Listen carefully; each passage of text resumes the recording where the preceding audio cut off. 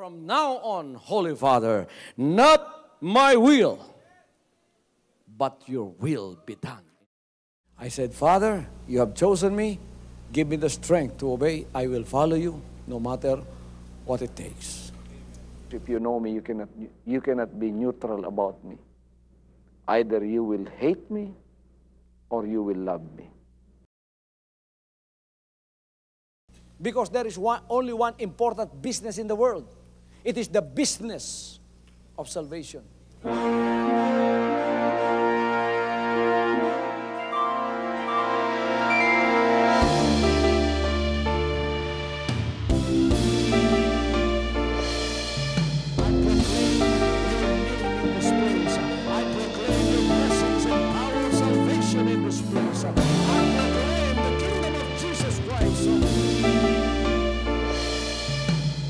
As I am concerned, and as far as the work of God is concerned, we have reached the end. Last September 13, 2003. When you find God, you find His love.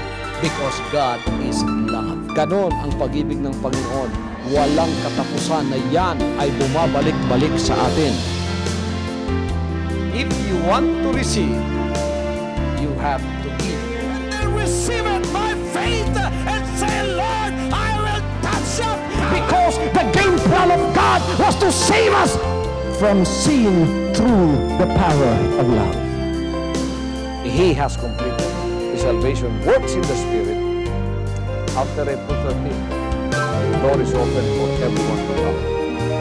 The salvation works of the Father is now completed in me. Salvation is here.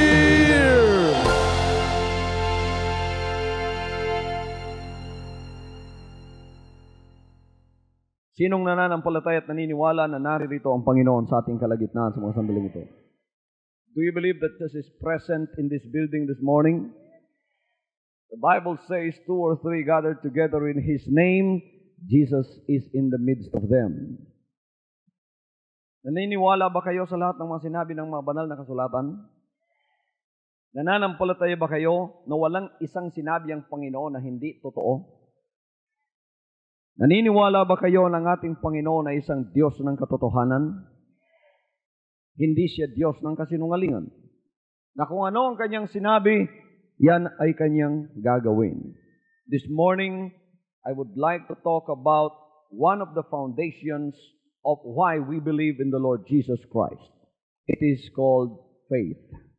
Everybody says, faith. Anong sinasabi ng banal na kasulatan patungkol sa pananampalataya? If you have your Bibles, you may open them up with me in the book of Hebrews chapter 11 verse 1. At ito makikita natin kung ano ang sinasabi ng banal na kasulatan patungkol sa pananampalataya.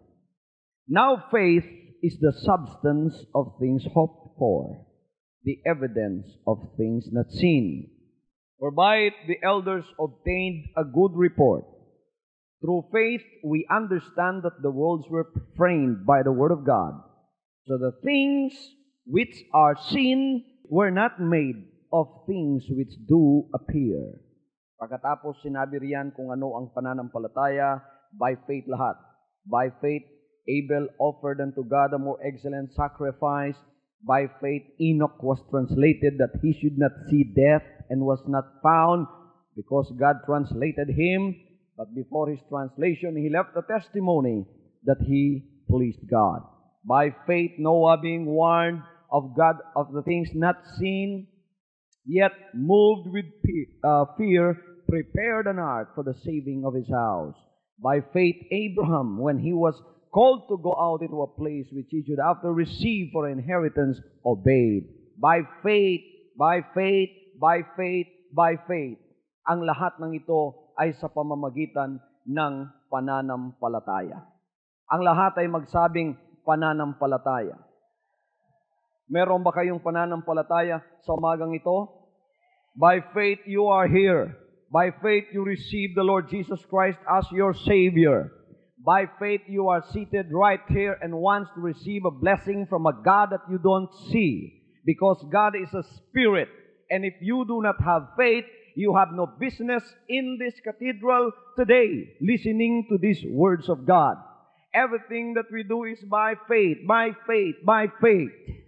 By faith, we believe that the heavens and the earth were created by the words of God. By faith, if I would come here and listen to the words of God, if I am a sinner, and if I accept Him by faith, my sins are going to be forgiven. By faith, if I am sick in my body, I will be healed. By faith, if I am in financial distress and believe God that what He said according to the blessings of His Word, if I will have just the faith, my financial straits and distress are going to be solved right now. By faith, if I have a problem so distressing that I cannot carry it upon my shoulders alone, by faith, if I have this in my heart, the Lord is going to shoulder it for me. Lahat sa pamamagitan ng pananampalataya. Kalooban ba ng Diyos na lahat tayo kailangan may pananampalataya? Alam ninyo, maraming dalangin ginagawa ang lahat ng mga tao. Ngunit hindi lahat ng mga tao tumatanggap ng mga kasagutan ng kanilang dalangin. Bakit? Sapagat ba ang Diyos ay sinungaling? Hindi. Sapagkat merong isang kondisyon na kailangang gawin mo bago mo matanggap ang anumang sinabi ng Panginoon para sa iyo. At yan ay walang iba kundi ang pananampalataya. There is only one cause for failure in prayer, and that is unbelief. Everybody says unbelief. Pastor, I think I don't have unbelief because I believe God when I pray. But still, I don't receive the answers to all of my prayers. Mga kapatid, akala ninyo kung minsan may pananampalataya kayo, ngunit kung talagang sisiyasatin natin, wala pala. There was one example when I was pastoring in the mountain, that there was one guy there when I preached about faith. Pagkatapos sinabi niya, subukan ko nga itong pananampalataya ko. Sapagkat sinabi ni Pastor Kibuloy, if you have faith as big as that of a grain of a mustard seed, you can command this mountain, mountain be thou removed and be thou cast into the sea, and it shall follow every word that you have said. Pagkatapos sinabi niya, ang nararamdaman ko sa sinabi ni Pastor, ang pananampalataya ko, hindi lang kasi laki ng butil ng mustasa, kundi ang pananampalataya ko sa mga sandaling ito, kasi laki ng butil ng santol. You know, a grain of a mustard, I think that is the smallest seed. Napakaliit niyan. Sinabi niya kung meron kang ganyang kalaking pananampalataya, mautusan mo yung bundok at sabihin mo lumipat ka doon sa dagat at ito ay kanyang gagawin. Doon sa amin sa bundok, mga kapatid, mas malapit ang Mount Apo tingnan doon kaysa dito sa syudad. So tumayo siya, hinarap niyang Mount Apo at sabi niya, susubukin ko yung sinabi ng Panginoon at sa pananampalataya kung ito kasing laki ng butil ng santol, walang imposible. Kahit itong Mount Apo, lilipat ito. So hinarap niya yung Mount Apo at pagkatapos sinabi niya, uutusan kita na lilipat doon sa Davao Gulf. So, hinarap niya, pumikit siya, sinabi niya sa pamamagitan ng pananampalataya kung kasing laki ng butil ng santol, Mount Apo, inuutusan kita, lumipat ka sa Davao Gulf. Mga kapatid, 1 minuto, hinihintay niya na magkakaroon ng lindol. Biro ninyo, palilipatin mo yung bundok. Eh yung Mount Pinatubo, hindi nga lumipat. Inilipat niya yung langlahar, palagi ang earthquake. So, kung itong ililipat niya ang bundok, Mount Apo, pinakamalaking bundok, talagang magkakaroon ng lindol. Hinihintay niya lumindol, hindi lumindol. After 2 minutes, nuka niya yung mata niya. Ngunit hindi sabay, isa muna. Are my eyes lying? Mount Apo is still there. Pagkatapos mga kapatid, baka nagsisinuwil itong left eye niya, binukas na naman niya yung kanyang dalawang mata na. Ang Mount Apo naroroon pa rin. Hindi sumunod sa kanyang pananampalatayang kasinlaki ng santol. Noong nakita niya na hindi lumipat, anong sinabi niya? Sabi ko na nga ba, hindi lilipat. Sa Bisaya pa, daan palagi ko, di gyud na mo balhin. Sawa pa siya musugod, daan na siya nga nagduha-duha sa iyang isulti. Alam ninyo, may mga taong ganon. Pagka nanalangin sila at hindi nila nakita kaagad-agad ang resulta sa pamamagitan ng kanilang 5 senses, kaagad-agad nagbabago ang kanilang isip at sinasabing, sabi ko na nga ba? Huwag ninyong sabihin sa Panginoon ang salitang, sabi ko na nga ba? Because when you operate by faith, you are not operating by means of your 5 senses. You are operating according to the 6th sense that the devil took from us, robbed from us because he's a thief, is the sense of faith. Now, the words faith, trust, and believe simply means to confide so as to be secure without fear, to flee for refuge or to take shelter, to put in, to stay or rest on, to rely on, to believe, or to take one at His word. Na maniniwala ka't mananampalataya sa sinabi ng isang tao as it is na walang anumang bahid ng pag-aalinlangan. You know, faith is the absence of doubt. No doubt whatsoever. You just completely trust Him. Ano man ang mangyari, manampalataya ka sa Kanya. Alam ninyo mga kapatid kung ano ang pananampalataya? Ang pananampalataya ay hindi isang pakiramdam. There are 5 senses that we have in operation right now that connects us to this physical material world. There are 5 senses. The sense of seeing, the sense of hearing, the sense of taste, the sense of feeling, and the sense of smelling. Itong lahat ay in operation upang tayo ay makagalaw sa sanlibutang material at physical na ito. But if you will just trust your 5 senses, hanggang dito lang ang operation mo at limitado ka lang sa physical na sanlibutang ito. Ngunit bilang mga anak ng Diyos, sapagkat ang Diyos natin ay hindi lamang nasa sanlibutang ito, siya ay Diyos na hindi nakikita, kaya hindi siya maaabot ng ating 5 sentido lamang. He will not be reached by our 5 senses only. If you want to have an intimate fellowship with the Lord, you must use your sense of faith. But that is where the problem lies. Because when disobedience came in the Garden of Eden, that is one of the things that God gave in us as His creation, His masterpiece. The Bible says, and man was created in God's image. That was one of our treasures that the devil took from us. He robbed us. Ninakaw niya sa atin. Ano ang unang ninakaw niya? Yung sentido ng pananampalataya. Bakit? Sapagkat kung makukuha niya yan, wala na tayong connection sa Diyos hanggang sa sanlibutang ito na lamang tayo at siya ang maghahari sa ating buhay na kung ano ang kanyang iparirinig sa atin, kung ano kanyang pakikita sa atin, ipauunawa sa atin sa pamamagitan ng ating damdamin, yun lamang ang ating gagalawang sanlibutan. But when Jesus Christ came, the Bible says, in the beginning was the Word, and the Word was with God, and the Word was God, and the Word was made flesh and dwelt among us. Jesus came down upon this earth, and then He robed Himself in the flesh, and He took what we have right now. Our body became His body. Our feelings became His feelings.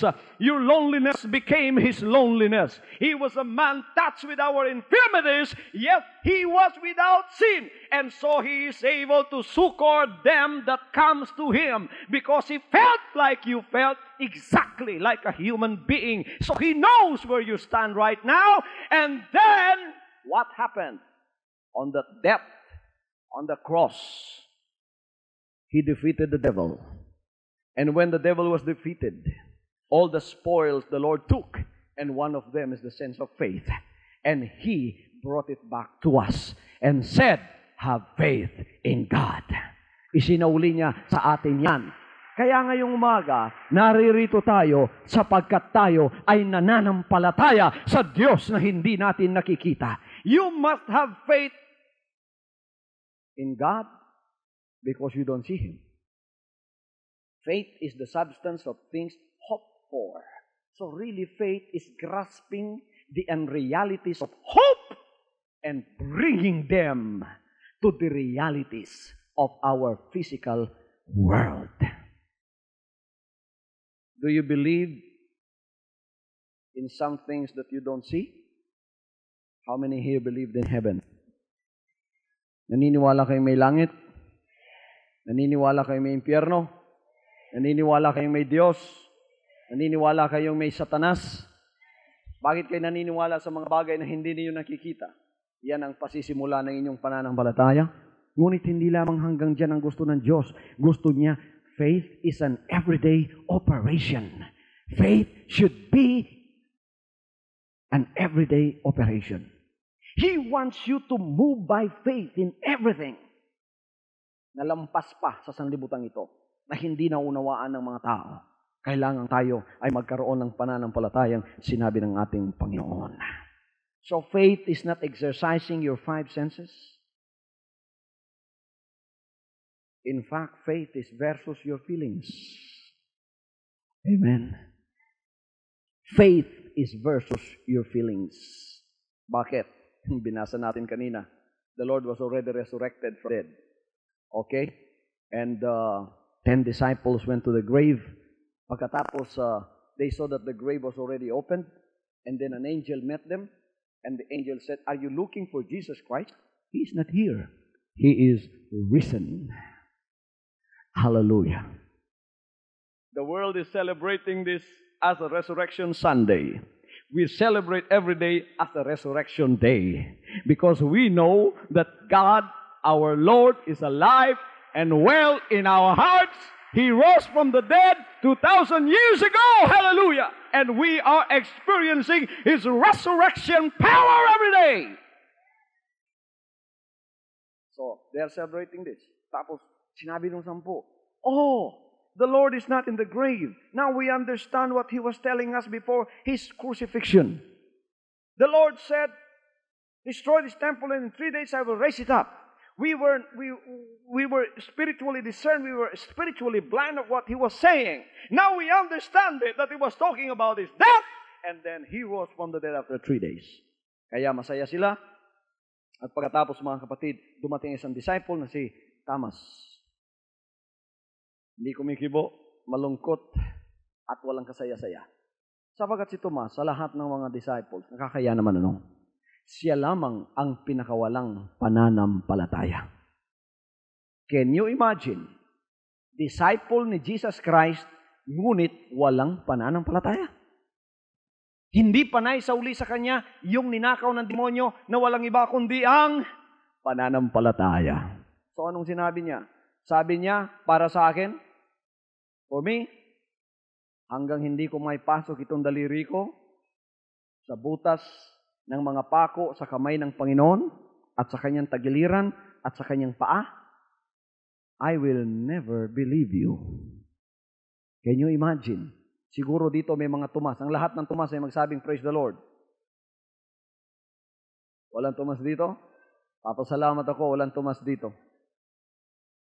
And Thomas thought that the Lord did not know what He was trying to say to them, to convey to them His unbelief. Kaya isang araw, mga kapatid, after 8 days, the Bible said that the doors were shut, the windows were shut, and all of a sudden, the Lord Jesus Christ appeared in their midst and said, "Peace be unto you." Pagkatapos, mga kapatid, sinabi niya, "Peace be unto you," the Lord searched the room, and then He was looking for Thomas. Sinabi niya, pag tingin niya kay Tomas, sabi niya, "Tomas, halika. Ilagay mo ang mga daliri mo, mga kamay mo, dito sa butas ng aking kamay na dinaanan ng pako, dito sa aking tagiliran at dito sa aking paa." You see how this apostle is really so deep in unbelief Alam niyo kung ginawa niya? Siguro kung kayo yon, sasabihin niyo, Lord, it is enough. I don't have to. I believe you. Alam niyo kung gaano siya kalalim sa kawalan ng pananampalataya? Talagang siya, mga kapatid, ay nag-ooperate sa 5 senses lamang niya. Anong ginawa niya? Talagang lumapit pa. Pagkatapos, ginanon ng Panginoon. Ginanon pa talaga niya. Pagkatapos, nung nalaman niya ang Panginoon, anong sinabi niya? My Lord and my God.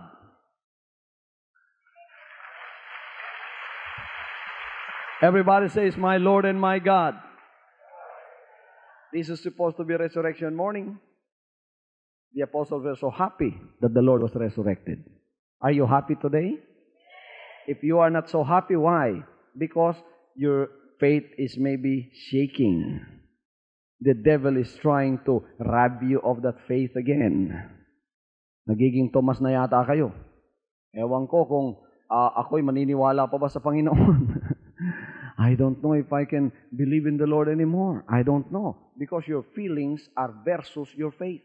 Huwag po kayong sumampalataya sa mga pakiramdam ninyo, sa mga nakikita ninyo, sa mga naririnig ninyo. Kaya nagkakagulo ang buong sanlibutan because your 5 senses interprets the words of God differently than what you ought to know from the words of God. Kaya mga kapatid, anong sinabi? The Lord rebuked him right there indirectly. Tomas, sabi ng Panginoon, naniniwala ka at nananampalataya ngayon sapagkat nararamdaman mo, nakikita mo ng mga mata mo. Ngunit mas mapalad ang mga hindi nakakakita, ngunit sumasampalataya. Kayo, hindi kayo nakakakita ngayong umagang ito sa Panginoon. Naniniwala ba kayong naririto siya? Naniniwala ba tayong naririto siya? That's why we are trying to build a very beautiful cathedral for the Lord. That's why we don't want our services and worship to be taken for granted. That's why we don't want to go just to some place, just to rent a place over in the city where they use for disco, pub house every Sunday, or where they used to see bold showings every day, and then use that on Sunday as a worship center. No, we don't want to do that. Because we believe that in every service that we have, the Lord is there presently worshiping with us. Do you believe that? Do you believe that Jesus is seated right beside you right now? Do you believe that He has power even right now to look at your minds and even answer the desires of your heart even before you said them? He has seen your problems. He has seen how you cried at night. He has seen how lonely you were, how you were desiring to have a communion and fellowship with Him. In reality, He already knows that, and He is there to answer you. Have faith in Him.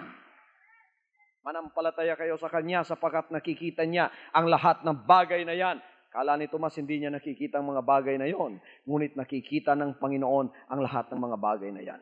Ilang bang klase ang pananampalataya? Marami. Sinasabi ng banal na kasulatan, mayroong mga weak sa kanilang pananampalataya. Weak in the faith. Sinabi ng Romans 4:19. Meron namang mga sinasabi niyang strong in the faith. Sinabi ng Romans 4:20. Yung mga weak in the faith, ano yon? Maraming question sa utak. Yung mga weak sa kanilang pananampalataya, ano yon? Maraming sinasabing, bakit? Bakit ganyan? Pastor, bakit ganyan? They cannot solve a very simple problem. So you have to guide them. Those are considered weak in the faith. Bakit, Pastor? Bakit? Yung mga worker ninyo dyan, Pastor, akala ko mga perfect na yan. Bakit? You know, these workers are not yet perfect. Akala ninyo, pagka nakatira na dito sa cathedral, mga kapatid, cathedral compound, mga perfect na mga ito. Akala ninyo, pagka nakatira na dito, angel na yan. They are as human as you are. In fact, marami pa nga ang mga kapatid, siguro mistakes ang mga nakatira rito kuminsan kaysa sa inyo nakatira sa labas. But those that are weak in the faith are being offended because they cannot solve in their mind the problem that why would people stay in the cathedral compound pagkatapos nakaka-offend pa rin. But those that are strong in the faith understands perfectly. Kahit nakatira kayo riyan, mga tao pa rin naman kayo at pagkatapos nagkakamali pa rin, so I forgive you. Everybody says amen. They are able to solve any problem. If you are strong in the faith, you are able to solve hurdles and problems and puzzles in your Christian life. Doon sa mga weak naman, yun lang, nakakatisod na. Yung mga weak nga sa pananampalataya, mga kapatid, yun ang dapat alalayan natin, at yun ang dapat nating tulungan na sila ay lumakas sa kanilang pananampalataya. At ang paraan lang upang lumakas sa iyong pananampalataya is to constantly fellowship with the Lord through His words. The Bible says, faith cometh by hearing, and hearing by the words of God. So, palagi kang absent sa service, pakikinig ng salita ng Diyos. Hindi ka lalakas sa iyong pananampalataya. Sapagkat ang pagpapalakas ng pananampalataya ay sa pamamagitan ng pakikinig palagi ng mga salita ng Diyos. Yung mga weak sa pananampalataya nila, pagka lumabas, hindi ko lang kumusta, hindi na bumalik. Bakit? Bakit di ka na magsisimas? Hindi na ako magsisimas Jesus Christ Cathedral. Bakit? Kasi si pastor, dinaanan niya ako, hindi niya ako kinumusta. Pagkatapos dumating sa akin yung balita, bakit? Hindi na daw siya nagsimba. Dinaanan mo daw, hindi mo kinumusta. What can I say? Oh my God. Para sa akin, that's a very small problem. But for him, that was already a problem that toppled his faith. And then the devil came and trampled him down. Hindi na siya makabangon-bangon. Nung pinuntahan ko, kinumusta ko, left and right pa, hindi na talaga bumabangon. Bakit? Sapagkat mahina ang kanyang pananampalataya. Ayaw ng Diyos na kayo ay mananatiling mahina sa inyong pananampalataya. Pagka mahina kayo sa inyong pananampalataya, gagawin kayong doormat ng demonyo. You've seen a doormat? Have you seen a doormat? Anong ginagawa mo sa doormat? Na pagpasok mo, kung ano ipagagawa ng demonyo sa iyo, pagka ginanong ka, maniniwala ka naman. Pagkatapos gaganunin ka na naman, sama ka na naman. No, the Lord does not want you to be the devil's doormat. Gusto ng Panginoon, ang demonyo ang maging doormat mo. Na lahat ng sasabihin mo sa kanya, maniniwala siya. Sasabihin mo, demonyo, tumakbo ka, tatakbo siya. Sasabihin mo, demonyo, lumakad ka, lalakad siya. Do you believe that you will have complete authority over the devil if your faith is already strong in him? God promised us over all blanket authority over the devil if you will just believe him. Mga malalakas sa kanilang pananampalataya, kahit pabundok aakyatin, hindi natitisod. Kung tayo mananatiling matitisurin, tayo ay mahihina pa sa ating pananampalataya. Sino pa rito ang palaging natitisod sa pamamagitan ng kanyang damdamin? You are walking by your damdamin, by your feelings. Oh, I feel. You always feel. I feel that my husband doesn't love me anymore. Yung palang husband niya, hindi alam kung paano isolve ang problema ng bahay nila. Pero I feel lahat ang sa kanya. I feel. Akala niya yung feeling na yun, discernment from the Spirit. Merong isang pastor, unang-una yung member niya sa simbahan. Nakaupo sa harapan. Pagkatapos, mga kapatid, tuwid na tuwid yung mata. Pumasok na yung pastor. Tiningnan niya yung member niya. Madali niya makita yung member niya sapagkat 6 lang eh. So, tiningnan niya, ang nakita niya yung unang-unang babae na yon. So, nangaral niya, praise the Lord! Yung tao na nasa harap yung member niya, hindi nagpi-praise the Lord. You know what he did? The pastor said, I felt that he has a devil. He does not respond to anything that I say. He does not even smile. So, pinuntahan niya, nilapitan niya. Anong ginawa niya? Nilapitan niya? Hinawakan ng ulo, ni-rebuke. In Jesus' name, devil, come out from him! Umiyak, mga kapatid, yung member niya. Sabi niya, you are now delivered. Kasi umiyak eh. You are now delivered. Paglabas, nag-uusap yung mga member, may demonyo ka ba? Sabi niya, wala. Bakit hindi ka nag-respond? Paano ako makarespond? Kaya maaga akong pumasok, nananalangin ako, sapagkat 7 araw na kaming hindi kumakain. Mahinang-mahina na ako. Pumunta nga sana ako kay magpapatulong ako kay pastor. So even the pastor was not operating by faith. He was operating by means of his feelings. Everybody say amen. In this ministry, we do not operate by means of our feelings. We operate by faith. Hallelujah. Strong in the faith. Being fully persuaded. Fix na yung ating isipan. Malalakas sa pananampalataya yung fix na ang kanilang mga puso sa pananampalataya. Ano man ang mangyari, Panginoon, dumaan man ako ng apoy, even if I pass through the fire, I pass through the floods, I pass through the rivers of persecution or anything else that would hinder me, my heart is fixed. I will continue to serve you. Malalakas sa pananampalataya yon. Hallelujah. Meron mga weak in the faith. They are like the waves of the sea that are tossed to and fro by the wind. They are very unstable. They are very double-minded. Paganon-ganon. So, yon ang kinakailangan na matulungan. Pero kung meron ditong mga weak in the faith, the Lord bless you. I am praying that you become strong in your faith. There are those that have unfeigned faith. Unfeigned faith, according to 1 Timothy 1:5, means faith that is not shaken by any wind of adversity. It is pure and without hypocrisy. It is not a sham. It is not counterfeit. It does not brag or put on an outward show.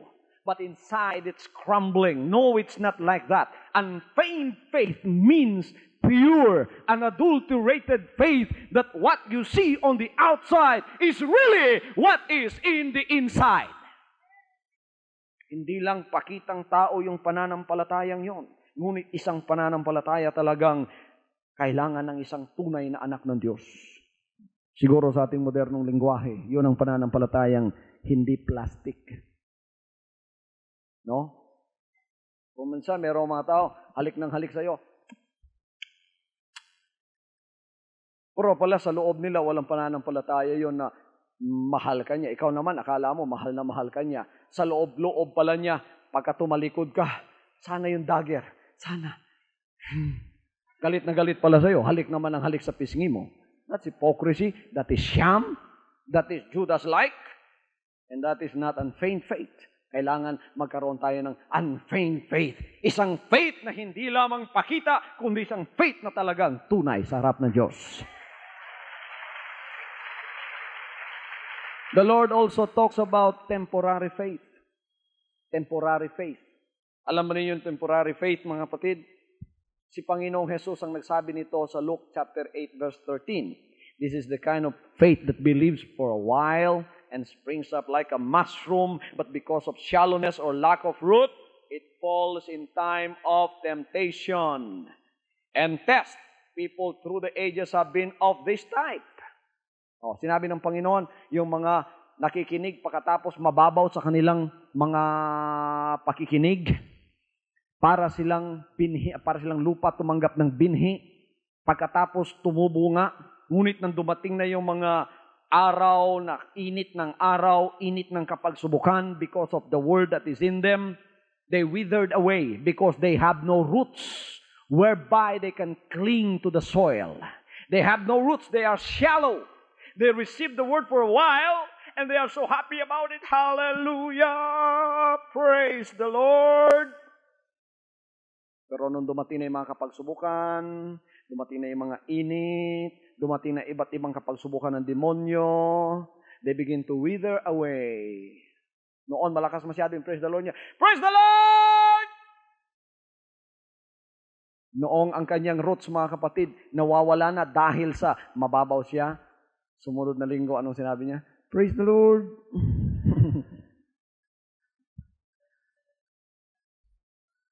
Sumunod na linggo, mga kapatid, di mo na rin, kasi nasa likod na siya. Praise the Lord!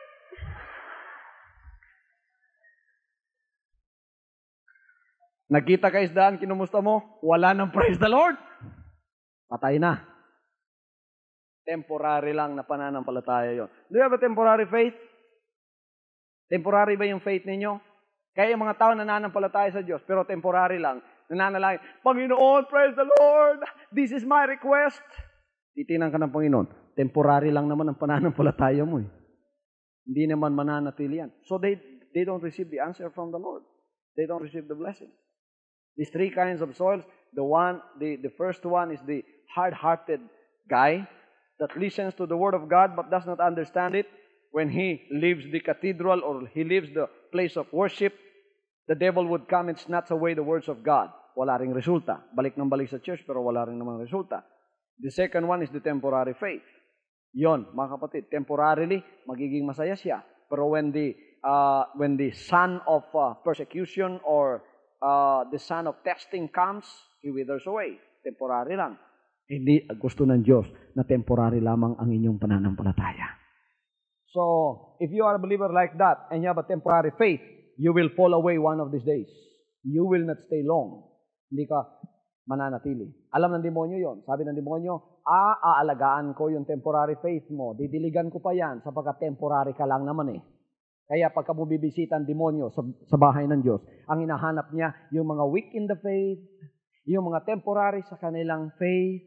Kinukumusta ng demonyo yun. Oh, kapatid, kumusta ang temporary faith mo? Nandyan pa ba? Pagka nakita ng demonyo, lumalakas ka, hindi pwede yan. Kailangan temporary ka lang palagi. Weak ka pa ba? Matitisuring ka pa rin hanggang ngayon? Oh yan, maganda yan. I love you for that. If you are weak in the faith, hindi mo maintindihan ng maraming bagay, natitisod ka na. Bakit? Para kang bata na binigyan ng isda, pagkatapos nilamon mo, pati yung tinik nilamon mo, pagkatapos umiyak ka dahil nabulunan ka. But if you are strong in the faith, bibigyan kita ng isda, bibigyan kita ng bangus, lalo na inihaw, anong gagawin mo? Kainin mo lahat ng laman at iiwan mo yung mga tinik. Yan, mga kapatid, you use your discernment right now in knowing what is right and what is wrong for you. Pero yung bata is weak sa faith, hindi pa nila makakaya yon. So, papasalamat ako na sa mga sandaling ito, lahat tayo lumalakas sa ating pananampalataya. Meron ding iba, mga kapatid, they have a mental or historical faith. Oh yes, I know Jesus Christ. He was taught in our school. He was the Savior of the world. He's a good man. He's a prophet. He's a good teacher. I know him. Yeah. In our religion, we thought we studied about him. Praise the Lord. You have a mental or historical faith that will do you no good. Because Jesus Christ is not history. He is at the present, the Lord of all. He is able to save you now. He is able to save sinners before. He is able to save sinners now and forever. If you come to Him, He is the present Christ alive. If you come to Him and believe in Him, He can come to your heart and make a 360-degree turn of your life from bad to good. Hindi lamang sa history, hindi lamang sa mental mo, paniniwalaan mo siya, a mental assent without faith, an intellectual assent that Jesus Christ is a Savior, that Jesus Christ would one day judge the world, will do you nothing. Because from your mental, it should come down 18 inches below. It should come to your heart, and you must have to believe it, and you must have faith in the words of God, that what He said are going to happen. And they are true. First of all, He came to save you. And if Jesus Christ would not be able to change you, although you have intellectual, mental assent of your faith, it will do you no good. When you stand before the judgment seat of Christ, He will not ask you, did you study me in your school? No. He will tell you, did you receive me as your personal Savior? Hallelujah. Kailangan tanggapin natin. Hindi lamang mental at historical ang ating Panginoon. Everybody say amen. Merong iba, active ang kanilang faith. Ang lahat ng active ang kanilang faith, magsabing praise the Lord. Tinitingnan ko yung membership natin. Napakarami kasi ng membership natin. Hindi pa umandar yung computer natin. Kaya, page by page tinitingnan ko. Our membership around the Philippines, around the world. Nakikita ko, may mga mark yung mga coordinators. Active, inactive, active, inactive, active, inactive, active, inactive. Sabi ko, anong ibig sabihin ng inactive? Sabi nila, Pastor, member pa rin yan, pero inactive. Bakit naging inactive? Kung minsan nagsisimba, kung minsan hindi. Kung minsan nagtatights, kung minsan hindi. Kung minsan nasa gatherings, kung minsan wala. Ano bang inactive? Ano yung active? Yung active, lahat ay ginagawa nila sa kanilang pananampalataya. Malakas sila. Aktibo sa kanilang pananampalataya. This is the kind that acts upon the Word of God as it is made clear.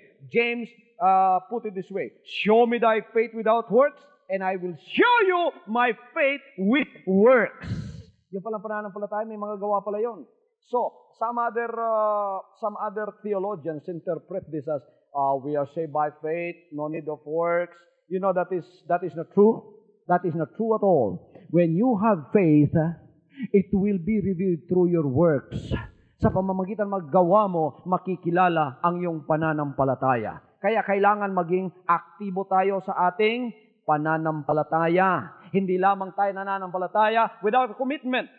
One brother was asking, Brother Geoffrey was asking me before his baptism, anong ibig sabihin, Pastor, nung nasa Revelation chapter 3 na sinasabi ng Panginoon, if you are not cold nor hot, if you are lukewarm, I'll spew thee out of my mouth.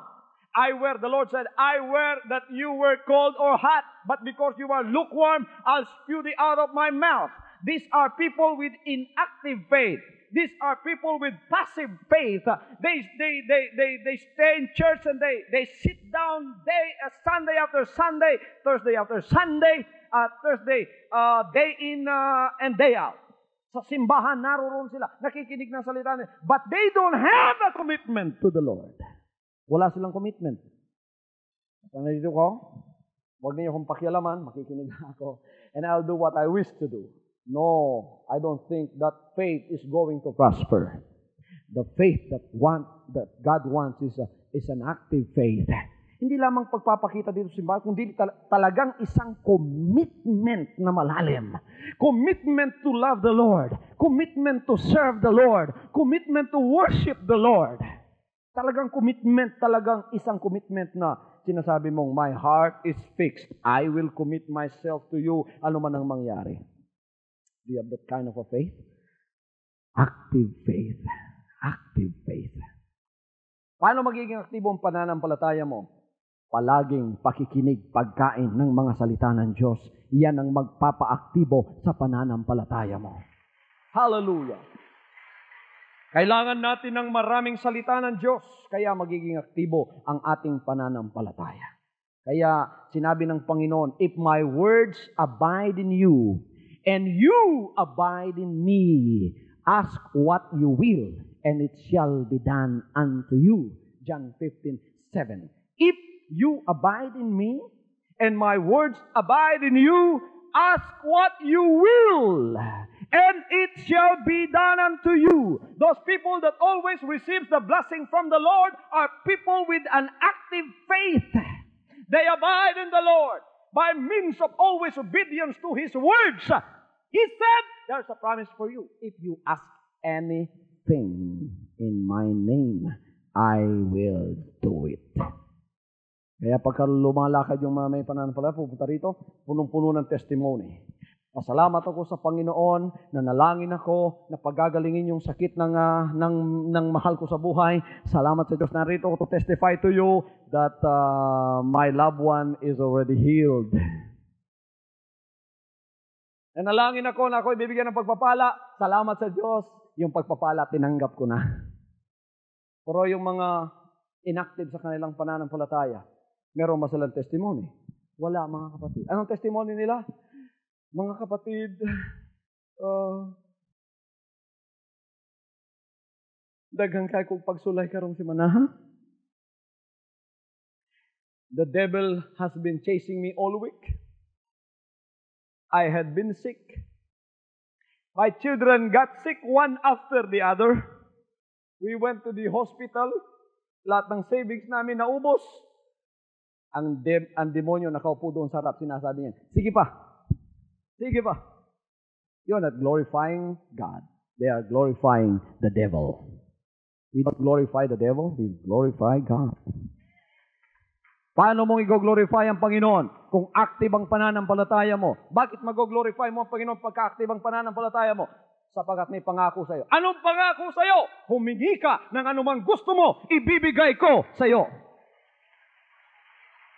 Yung aktibo, yung nananatili sa Panginoon. Sinong nananatili sa Panginoon? Yung sumusunod palagi sa kanyang inutos. Obedient at mapagpakumbaba sa kanyang mga inutos. Meron ding iba, may mga wavering faith. James chapter 1, 5 to 8. Wavering faith. Is your faith like a wave? You are wavering from one end to the other. You are like the pendulum. You cannot stay on the center of God's will. You either stay on the extremity on the left and extremity on the right. I'm like a pendulum. I swing from right to left. What I hear on the left, and what I hear on the right, I do it. Para ka rin dormat ng demonyo. You cannot stay on the center of God's will. Kung saan ka dinadala, mga kapatid, ng mga huyuhuy ng mga hangin, doon ka pumupunta. Wavering ba ang pananampalataya mo? Hanggang ngayon, hindi ka mapakali. Hanggang ngayon, hindi mo alam kung saan ka. Hanggang ngayon, hinahanap mo pa yung sarili mo. You don't know where to put yourself. This is the time for you to stay put and say, Lord, I want to serve you. I am tired of shopping. I am tired from going from one place to the other in looking for you. I'm tired. The Lord said, if you are tired, He said, come unto me, all ye that labor and are heavily laden, and I will give you rest. You rest in the Lord. This is the end of your search for a friendly church. Hallelujah! God wants you to have a faith that does not waver. Faith is action in counting those things that be not as though they were. If you have faith, you have God in you. You are calling those things that you don't see as though they are. I want you to look at what I say. Just look straight at me. Do you see that one day all of God's children will gather in one place? Yes. And then be one in the faith. And wait for the soon coming of the Lord with fervor in their hearts. Do you see that happening? Yes. Do you see that 3 million live children of God will gather in Davao City? Can you see that now? Nakikita na ba ninyo? Malabo pa sa inyo. Tingnan ninyong mabuti. Huwag sa inyong mga matang physical, sa mata ng inyong pananampalataya.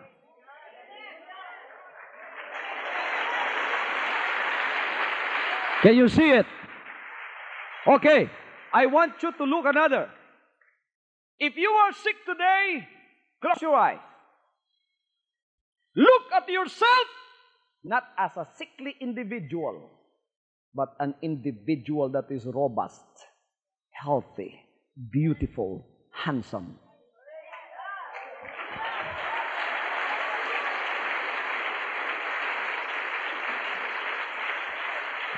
You are now using the sense of faith. If you have a problem, and you are always overladen with your problem, close your eyes. You are always crying in distress.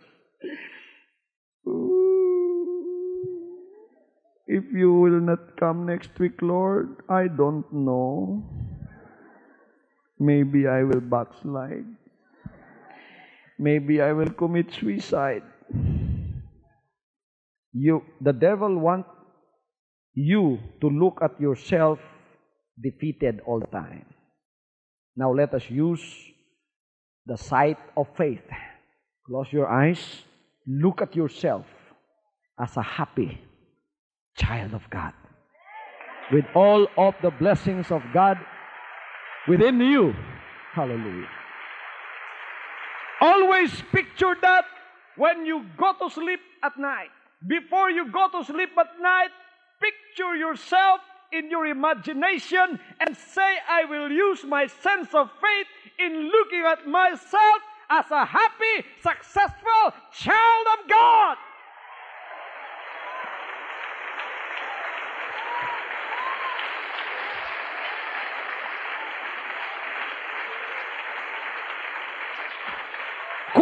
looking at yourself as a sickly, despondent, unhappy, sorrowful individual. That is what the devil wants you to see about yourself. That is not the will of God. Kaya mula ngayon, tingnan ninyo ang other side na pinakikita ng Diyos. Many, many times you have not seen that because the Bible says that the God of this world has blinded the minds of those that are enslaved by Him, captured by the devil. He is the one that blinded your eyes, the eyes of faith. That's why you don't see those things that God promised for you. Hindi mo nakikita yon. Bakit? Kasi binulag ka ng demonyo. Ngayon, binubuksan na ng Diyos. He said, if you will only listen, your eyes are going to be opened. Now, healing is taking place, first of all, in the eyes of your faith, which were gouged out by the devil. You were blinded, and you don't see the beautiful creation of God in the Spirit. God wants you to see that. He is now restoring your eyesight in the faith. He is now restoring your minds in the faith.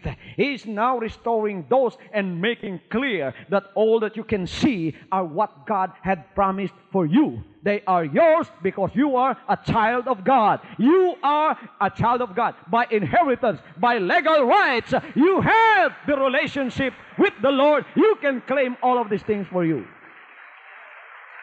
Para sa iyong lahat ng mga bagay na yan, sapagkat ikaw, by virtue of your being a child of God, is also has also the legal rights to claim all of those.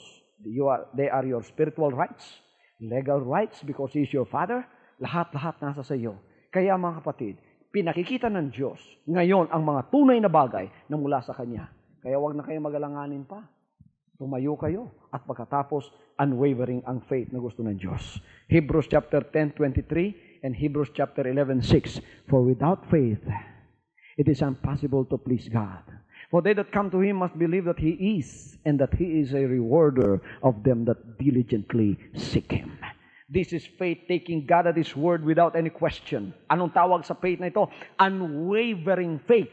Hindi natitinag na pananampalataya. Pananampalatayang walang kahit katiting na pag-aalinlangan sa sinalita ng Diyos. What does that mean? Taking God simply at His word. Believing literally every word verbatim that what God has said He is able to do. Hallelujah. And I believe it with all of my heart. Kung anong sinabi ng Diyos, talagang gagawin ng Diyos yan. God commands us to ask in faith, not in wavering. For it wavereth is like wave of the sea, driven with the wind and tossed. For let not that man think that he shall receive anything from the Lord. A double-minded mind and stable in all his ways. James 1:5-8. We are told to hold fast the profession of our faith without wavering. For He is faithful that promised. What He promised, He is able to do. Gusto ng Panginoon, unwavering faith. Mga pananampalatayang hindi nagwe-waver. Meron ding human faith. All you have is human faith, then you will fail. Anong human faith?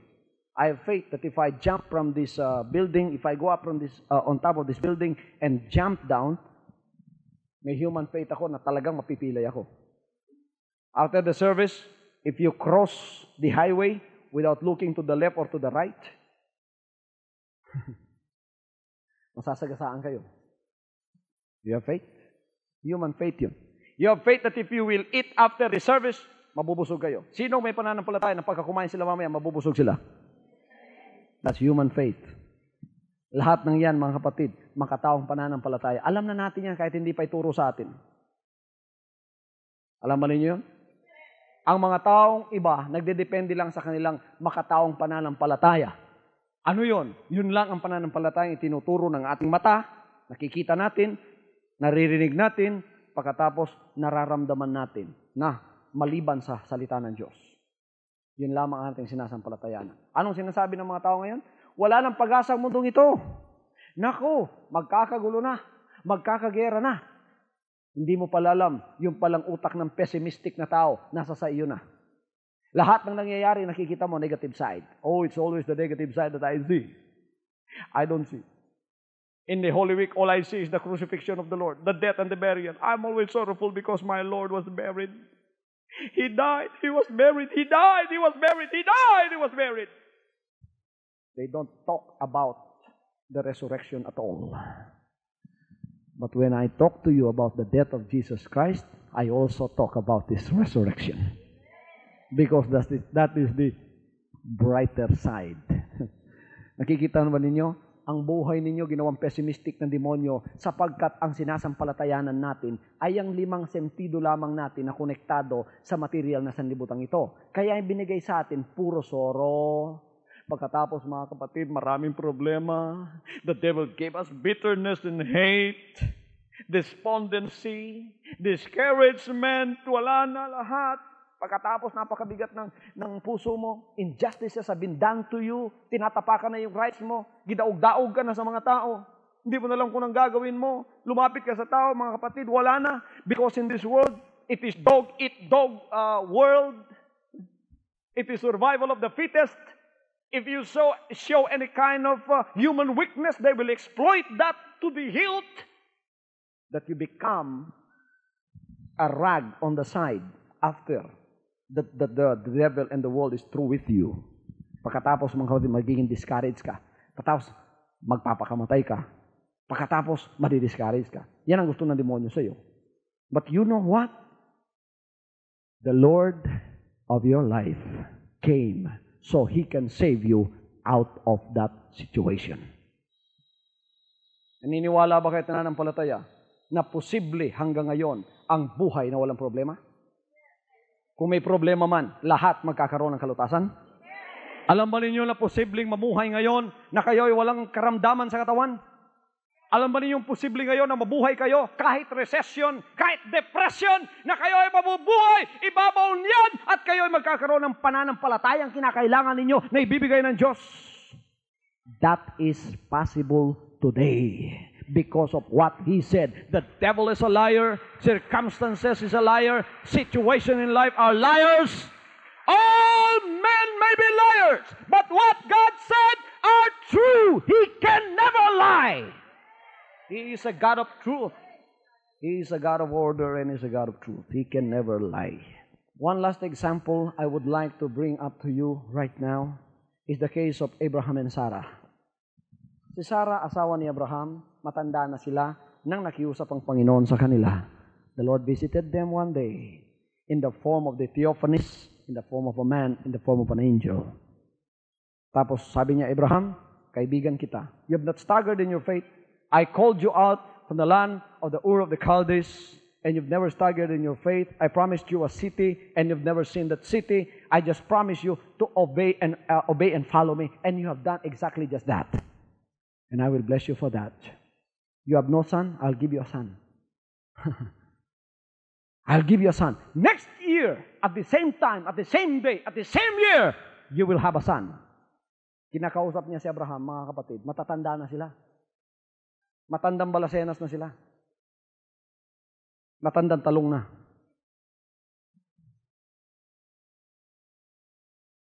Si Sarah nando doon sa kabilang tent. Narinig ni Sarah yung sinabi ng Panginoon. Anong sabi ni Sarah? Tumawa siya. Sabi ng Panginoon, Sarah, I have not seen you, but you laughed at my promise. Tumatawa si Sarah. Why? Kahit kayo, matatawa kayo. Bakit? Sapagkat tiningnan ni Sarah ang kanyang sarili sa salamin. Si Sarah talagang matanda na. Biro ninyo, 100 years old. Sino ng 100 years old dito? May 100 years old na ba dito? Wala pa. 80 years old ka na, matanda ka na. Lalo na kung 100 years old ka. Now, pangangakuan kang manganganak ka, 100 years old ka? Ano ka, hello? Sabi siguro ni Sarah, maloloko na ako nito. Lahat, kulubot na.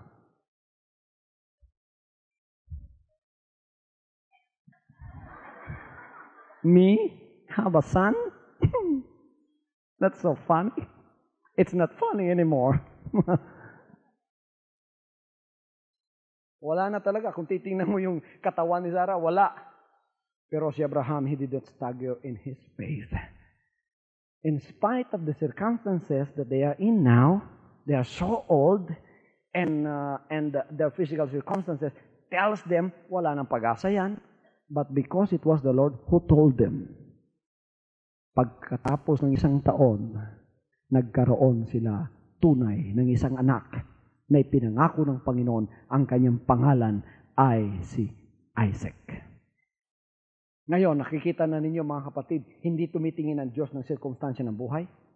When God comes visiting unto you, don't count those physical circumstances in your life.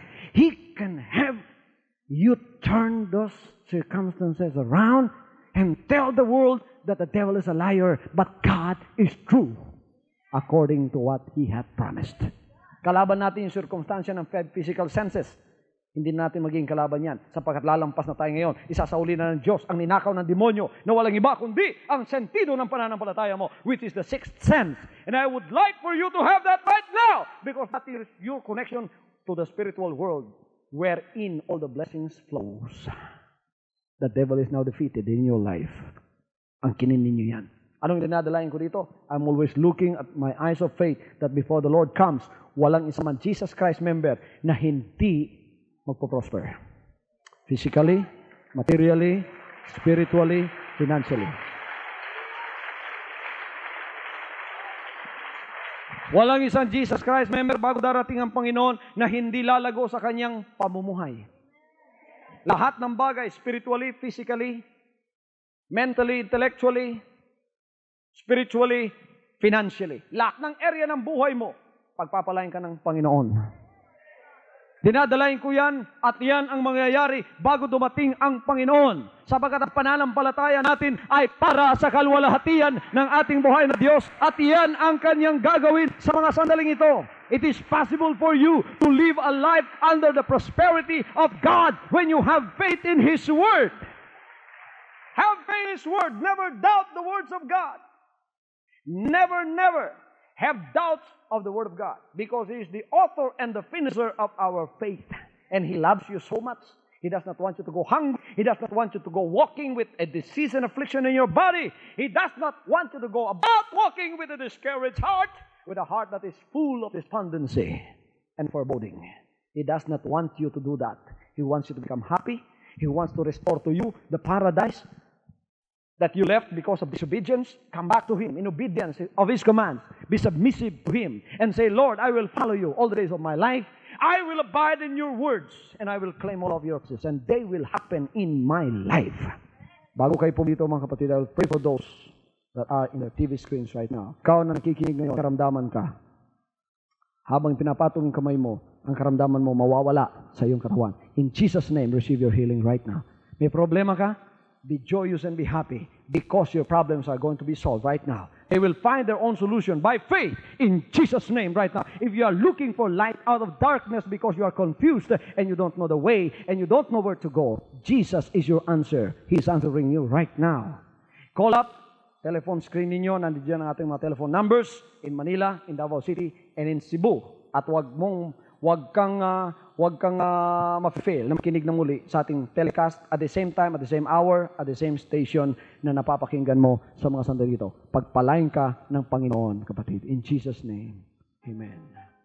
From now on, Holy Father, not my will, but your will be done.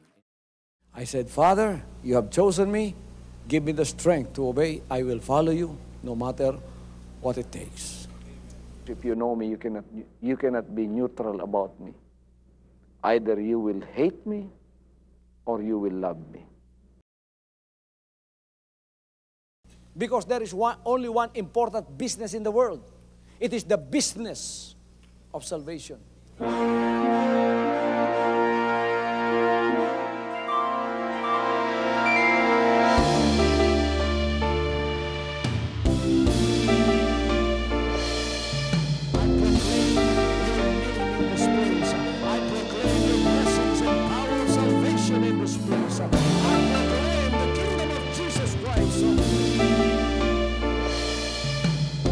As I am concerned, and as far as the work of God is concerned, we have reached the end.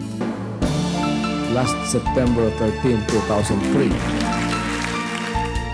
When you find God, you find His love. Because God is love. Ganon ang pag-ibig ng Panginoon. Walang katapusan na yan ay bumabalik-balik sa atin. If you want to receive, you have to give. Receive it by faith and say, Lord, I will touch your power. Because the game plan of God was to save us from seeing through the power of love. He has completed. His salvation works in the Spirit. After April 13th, the door is open for everyone to come. The salvation works of the Father is now completed in me. Salvation is here.